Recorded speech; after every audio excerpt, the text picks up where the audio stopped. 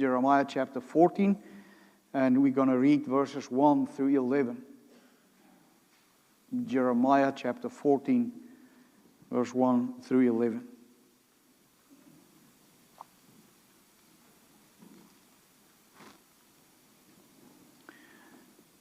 Once again, this is God's word. Let us listen, because His word never returns to Him void. The word of the Lord that came to Jeremiah concerning the drought. Judah mourns, and her gates languish. Her people lament on the ground, and the cry of Jerusalem goes up. Her nobles send their servants for water. They come to the cisterns, they find no water. They return with their vessels empty. They are ashamed and confounded and cover their heads. Because of the ground that is dismayed, since there is no rain on the land, the farmers are ashamed. They cover their heads. Even the doe in the field forsakes her newborn fawn, because there is no grass. The wild donkeys stand on the bare heights. They pant for air like jackals. Their eyes fail because there is no vegetation. Though our iniquities testify against us, act, O Lord, for your name's sake. For our backslidings are many. We have sinned against you, O you hope of Israel, its Savior in time of trouble. Why should you be like a stranger in the land, like a traveler who turns aside to tarry for a night? Why should you be like a man confused, like a mighty warrior who cannot save? Yet you, O Lord, are in the midst of us, and we are called by your name. Do not leave us. Thus says the Lord concerning this people. They have loved to wander. Thus they have not restrained their feet. Therefore the Lord does not accept them. Now He will remember their iniquity and punish their sins. The Lord said to me, do not pray for the welfare of this people. Though they fast, I will not hear their cry, and though they offer burnt offering and grain offering, I will not accept them, but I will consume them by the sword, by famine, and by pestilence. So far, the reading of God's word. I hope you see the different parts in this part of the chapter. First of all, it's describing to us in the first 6 verses the terrible drought that God has brought over Judah at that point of time, and then from verse 7, we see how they actually cried out to the Lord. They said, though our iniquities testify against us, act, O Lord, for your name's sake. And then we see also how they continue to do some other things in this prayer, and that is accusations that I will focus on, things that they accuse God of. And then we see how God responds to this prayer, which is shocking. Not only that He does not accept the prayer, but He even tell Jeremiah, do not even intercede for them. Now, beloved in our Lord Jesus Christ, the way I formed the topic was that true knowledge of God exposes our unfaithfulness and brings us back to Him. I want to show you in this chapter this truth and how important it is that we do know God for who He is. I think you will agree with me that daily we feel the realities of sin all around us. We hear of murder and robberies and corruption and unrest. We see the destruction that is caused by people's rebellion and their lawlessness, and how words are spewed out towards others in hatred. And all these things leave nothing but chaos behind. But that is not the only way in which we see the brokenness in this world. We also see the brokenness in this world in the natural disasters that so often is a part of our reality. We see it in every storm, in every earthquake and every tornado and in every flood. And inevitably the question arises, why are these things happening? Because these things, you must understand, are not new. In the days of Jeremiah, God's people face this devastating drought. You know the history right now, how this people have basically just forgotten about God. how they would go to the temple and worship God, and in the same way continue with a lifestyle that just absolutely proved the opposite of being children of the living God. And here God now brought this drought upon them, a drought that would bring great suffering and scarcity. Jeremiah had to proclaim that this drought, and that's the interesting thing, was not by chance. The drought was not merely a part of a natural cycle. This drought came out of the hand of God to them. It was the evidence of God's punishment on their sins. So the drought was a warning to God's people, and God was calling them back to Himself. Now, in Jeremiah's time, people responded in two very different ways to these kind of tragedies. The true prophets, God's people, said, God is using this to call us back to Him, call His people to repentance. But the false prophets, like we see in verse 15, you shall not see the sword. That's what they said. Nor shall you have famine. Now, I wonder how they explained this famine. They basically told the people, just continue with your lives. Everything is going to be fine. Be at ease. There is no danger. Nothing will happen. And people today so often argue in the same ways. There are those who say God uses even these things to bring us to our knees, to search our hearts, and so lead us to repentance and to depend on Him more and more. And then there are those who say God has nothing to do with these things. These things are purely natural or political or economic. These people usually do not want to think about God, let alone a God who demands repentance. And people become upset when you dare to suggest that God has everything to do with a depression or a drought or flooding or shootings, and you name it.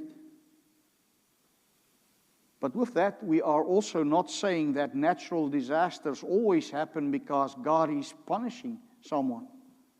But does it lead us, do these things necessarily lead us to be more dependent upon God? And does God use it for that purposes? Absolutely. But the fact is, God is always involved. If it does not come from God, it will mean that there is kind of let's call it an unnamed force responsible and acting loose of God's will and control. And then we could just as well call ourselves deists, who picture God as a faraway, uninvolved God who created the world and now doesn't interfere with His creation anymore. A God who created the world but no longer governs it. A powerless God. And we know the Scripture teaches us something very different about God. So the real question is, how do we as God's people interpret what happened in this world and in our own lives? Do we acknowledge God's hand even when things go differently than we expected? Even when trials come? Even when our hearts are broken? Or have we become so accustomed to worldly thinking that we search for worldly explanations for everything, and only then, perhaps afterwards, as an afterthought, say, the Lord will take care of it? Today I want to show you that you must know God, truly know Him, if you want to understand that His work is understand His work in your life. And when you truly know Him, He will expose the falsehood in your heart, not to destroy us, but eventually to lead us back to Himself. And that is wonderful to know that about Him. So how did the people respond to this terrible description or reality of the drought? I was able to experience a drought in 1992, and it is terrible. It is terrible to see that there is no food for animal in the field. And how the noises that they make is almost sounding like cries. And that is how it's described to us here. There was clearly a big scarcity. So now the question comes, how did the people respond? We see a struggling people of God, but then we see the encouragement that they are actually praying. And at first glance, it seems like everything here seems right. They call upon His name. They acknowledge that His name was called out upon them. They appeal to His covenant faithfulness. They even confess their own sins. And this is exactly what you would expect from God's people in a time of crisis, right? And that is what God expects from His people, to pray to Him. But then we hear the shocking reality that God rejects their prayer. Verse 10, they have loved to wander thus. They have not restrained their feet. Therefore the Lord does not accept them. You see, their prayer sounded correct and sincere. But something was terribly wrong. Their hearts, while they were praying, were far away from the Lord. So we really need to pay attention to what the Lord was doing here. Because He tells us again this morning, you and I can pray with our eyes closed while nothing in our attitude and nothing in our heart is honoring to God. Yes, we may speak the most eloquent words. We even could have the right style, falling on our knees, raising up our arms, whatever. But our hearts could still remain stuck in the gutters of this world. Yes, the truth is that in the eyes of the Lord, the prayer God's people were praying was not a sincere prayer. Listen to how God judged this whole scenario. God says more about them. He says they did not restrain their feet. Literally, they did not spare their feet. And I'll explain to you in a minute what that means. They loved to wander away from the Lord. Their lives told the truth that their prayers tried to hide. They were divided in heart. They were worshiping God and idols. They were walking, literally running between the temple and the Baal. How terrible was that? And what that meant was that apart from God, they were also continuing to worship the idol Baal. And then what happened? Baal did not answer them according to their thinking, because he cannot, because he is an idol of their own minds. That's how deceived they were at that point, and that's how far their hearts were already hardened. So when Baal did not answer them, they ran back to God. You see why God says they did not spare their feet. They were running between the idols and God.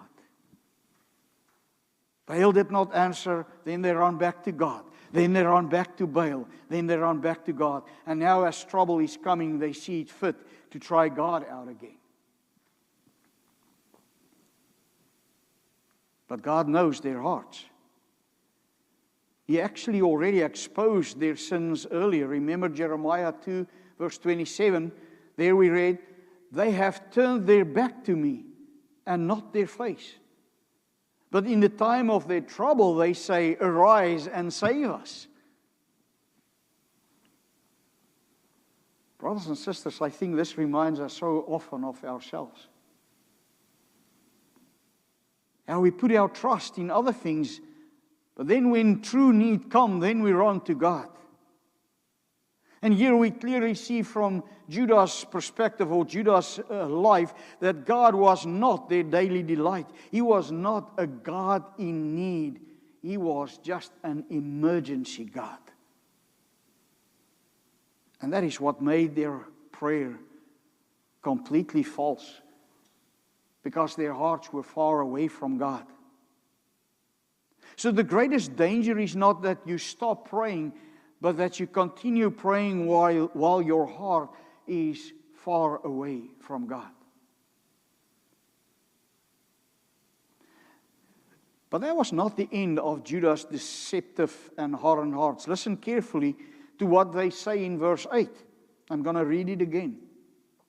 O hope of Israel, why are you like a stranger in the land, like a traveler who turns aside to tarry for a night? Why should you be like a man confused, like a mighty warrior who cannot save?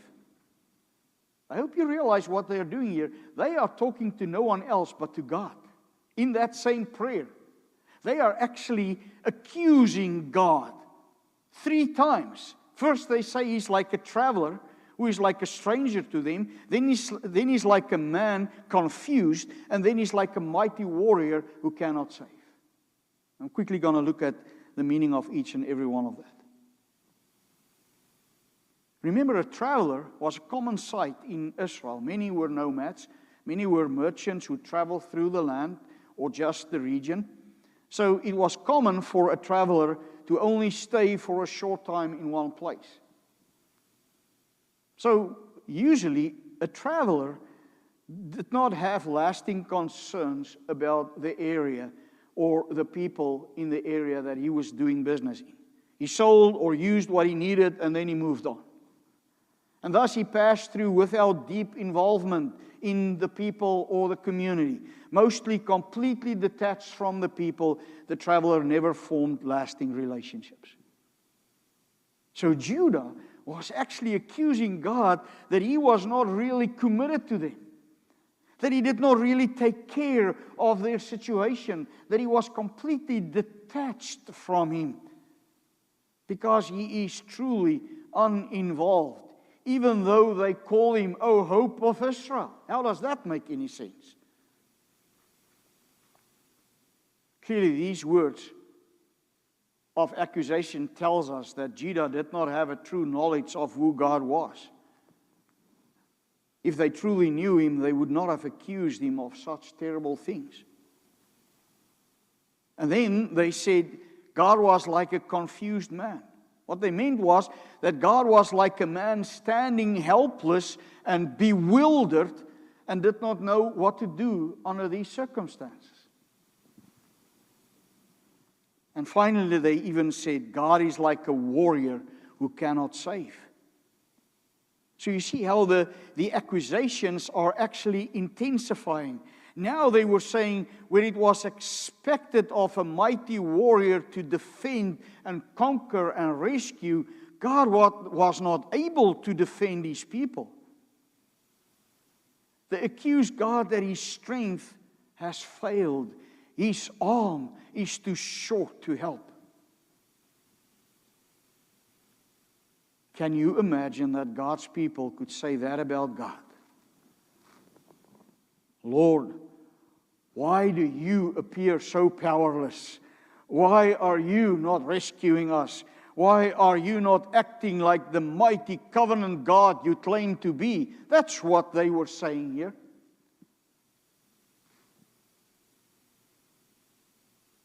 But let us not miss the big irony in these accusations of God's people. It's actually devastating. Because the truth is that it was they who had become distant from God. It was they who had treated him as unimportant, and yet they say, God, you are like a stranger. Well, let me ask you, have you ever been dissatisfied or discontent with what God is doing in your life? I'm sure there were times that we are. Next question, how did you react? Did you perhaps find yourself accusing God of something and then realizing after a while that you actually accused him of something that you are actually guilty of? I think we often do. Let me illustrate it. When we are far from God, it's then when we quickly say, God, you feel so far. When we neglect him, we feel so neglected. When we are unfaithful, we question God's faithfulness. And the irony continues with the second accusation. The nation that no longer, this people, Judah, no longer knows the way of righteousness. They were doing what was right in their own eyes. They accused the Lord of standing helpless and bewildered. Yes, in their blindness, you see once again, they project their own spiritual condition unto God. Sinners still do this today. We neglect God's word. It creates chaos through the sin that we commit, and then we accuse God of failing us. The same is true of that last accusation when they said God is like a mighty warrior that are not able to save them. But again, that is not true. The problem is not that God was detached or are confused or lacked power. The problem is Judah was under God's covenant judgment because of their sin. They could not save themselves in this miserable situation that they were in. But they wanted to have deliverance without repentance. Remember, we said that over and over again in the past as we went through Jeremiah. They wanted protection without obedience to God. They wanted to have salvation without returning to the Lord. That whole idea of easy believism. God has saved me. Long time ago, I was baptized when I was 13, I'm good. No responsibilities further. Doesn't matter how I live, I'll be okay. No. We need daily repentance. Israel wanted deliverance without repentance.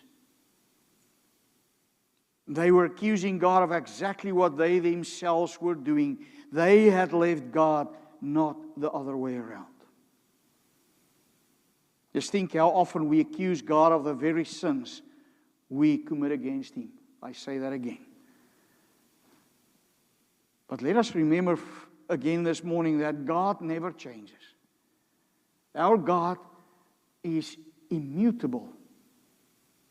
It was Judah who changed.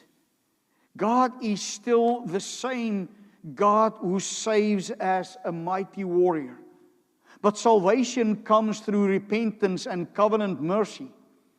And they, as many people today, wanted to save themselves, but in their own conditions. And they cannot. Only God can truly save. And we know how He does that. In Christ, He even saves us from our greatest enemies, sin and death and judgment. Yes, centuries later, God came and crushed these accusations when He sent His own Son into this world as the mighty Savior. Christ conquered not by failing in weakness, but through the seeming weakness of the cross. His arm was not shortened. Salvation came with His arms outstretched on that cross, not on Judah's terms. Now, this is where this message becomes really deeply searching. Because the people Jeremiah preached to were not irreligious. They were, as we said, praying. They were confessing. They were appealing to God. And still God says, I do not accept them. You see what that means, right?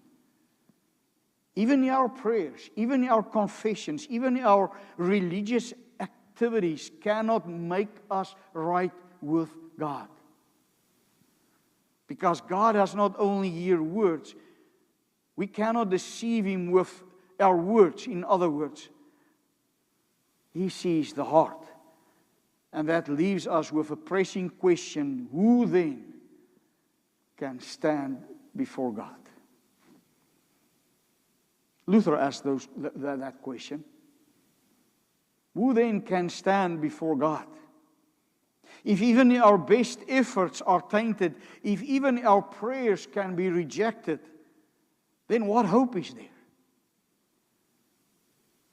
You see, this passage drives us to see we need far more than better efforts. We need a mediator. Because we do not pray as we ought. Our hearts are divided. Our repentance is imperfect. God actually told the mediator for Israel in Jeremiah, He said, do not pray for them. That's how desperately God's people need one. We need one who prays perfectly. We need one who stands between God and man in perfect righteousness. We need one who is always answered for His own sake. Without such a mediator, you and I are lost forever. And suddenly again, beloved, we come to the heart of the gospel.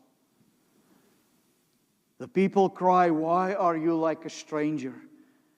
And how does God answer that cry? Not merely with words, but by becoming near.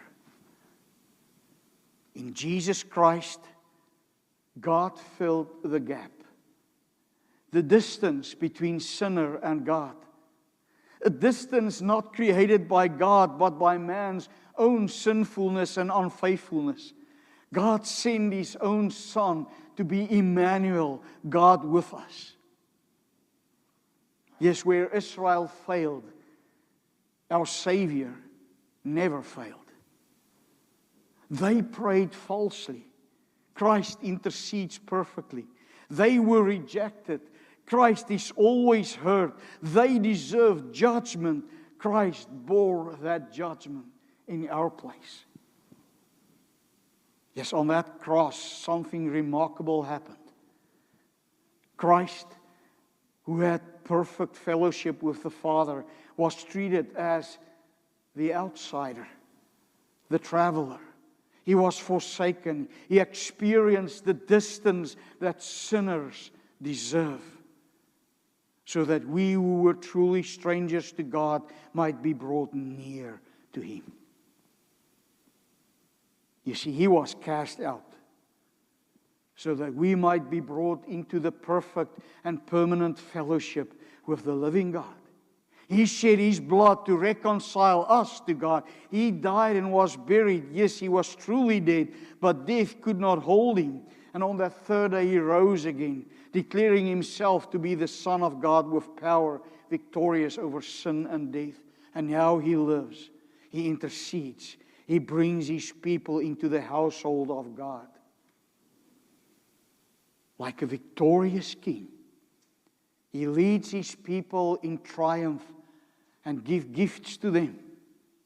The mighty warrior who conquered. So the answer is not pray better. The answer is come to God through Jesus Christ. So let us examine ourselves. If God is only important when life falls apart, or when a crisis comes, or when fears overwhelms us, or when the emergencies appear, then we are treating Him like a traveler treats an inn, a place to stay for the night. And then we must ask, do I truly know God at all? But for the believer, if God feels distant, examine your life. Even if you experienced it this past week, how much time did you spend with Him this week? What filled your thoughts and desires this past week? What governed your decisions? Is it possible that you have been living at home in the world and as a stranger to God? Consider concrete areas. The hours you spent on entertainment, but little time on prayer. Your pursuit of comfort, but little hunger of holiness. Your busyness that leaves no time for worship or family. Your selective obedience to God's word. You say God feels far, but have you been near to Him? And yet here is the comfort. If you belong to Christ, God is not abandoning us. He is calling us back to Him. So remember, God has not changed. You have. And yet in Christ the door is still open. You do not return to earn His favor. No, you return because in Christ you have His favor already. So, repent of divided loyalties. Turn from the idols of this world. See God not only in crisis, but daily. Live as what you are. Not strangers to God, but strangers to this world. So when you truly know God, He will expose your faithfulness, not to destroy you, but to bring you back to Himself through Christ. So that you will no longer throw false accusations to God, but rather confess, in Christ, God is my Father, and I am always at home with Him. And God's people say, Amen. Let us pray. Father, we just thank You so much for Your Son, Jesus Christ, who is our true mediator, for what He has done for us, Lord, to reconcile us with You, so that You now listen to our prayers, not even for our own sake, but for His sake alone. Thank You for Him being the true Savior, for Him being the true warrior that conquered over sin and Satan and death. Thank You that we share in that victory through Him. And Lord, that we now, because of that favor we have in Him, may come to You and plead to You and repent. Not in order to be accepted, but because we are, for His sake. Lord, lead us away from our divided loyalties. Lead us away from the comforts of this world. Lead us away so that we would turn from the idols of this world and seek You not only in crisis, but daily, as we rejoice in You. And we pray in Jesus' name. Amen. Let us end with Psalm 408, how firm a foundation.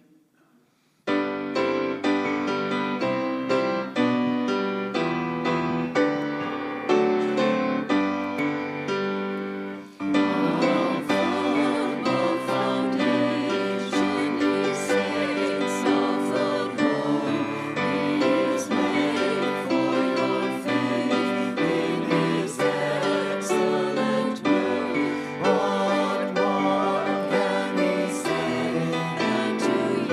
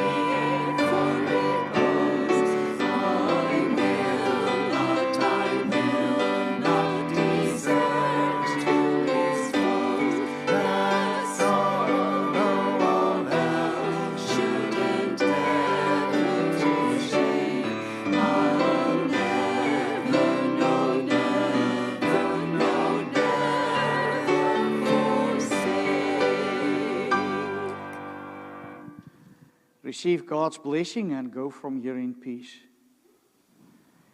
Now to Him who is able to keep you from stumbling and to present you blameless before the presence of His glory with great joy, to the only God, our Savior, through Jesus Christ our Lord, be glory, majesty, dominion, and authority before all time and now and forever. Amen.